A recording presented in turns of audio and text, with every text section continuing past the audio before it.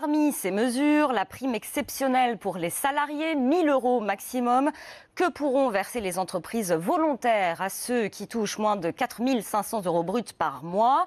Beaucoup de grands groupes ont annoncé qu'ils le feraient. C'est a priori moins évident pour les PME, mais certaines vont y arriver. Par exemple, ce bureau d'études de 80 salariés est situé à Rovarandin, dans le Nord, près de Douai, et où Lionel Top s'est rendu pour RMC.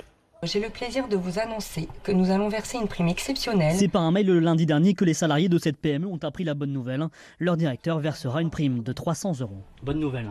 Oui, très bonne nouvelle. C'est vraiment un geste qui permet de redonner de l'énergie aussi, de voir qu'on est pris en compte. Je trouve que ça remotive les troupes aussi. Et Adrien n'oublie pas l'origine de cette prime, la réponse du gouvernement au mouvement des Gilets jaunes. Les gens se sont mobilisés grâce à eux, je ne sais pas si on peut dire ça, mais c'est vrai que ça fait bouger les choses. Au total, Louis-Philippe Lervac, le patron, versera 20 000 €, une prime exceptionnelle qu'il n'aurait pas donnée sans la défiscalisation. Ce qui est très intéressant avec cette prime, c'est qu'on donne de la liberté aux entreprises. C'est une prime qui est nette de charge. C'est 300 € qui vont revenir aux collaborateurs en net, alors que d'habitude, quand on verse 300 €, eh bien, arrive aux collaborateurs environ 220, 225 € et ça coûte plus de 400 € à l'entreprise. Sachant que nous, on a déjà mis en place l'intéressement. Ça, finalement, c'est l'occasion de faire un plus. Cette prime sera versée ici le mois prochain.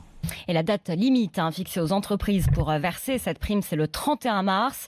Le projet de loi reprenant ces différentes mesures sociales sera donc dès cet après-midi au Sénat. Gérard Larcher souhaite un vote conforme à celui des députés pour éviter une deuxième lecture à l'Assemblée.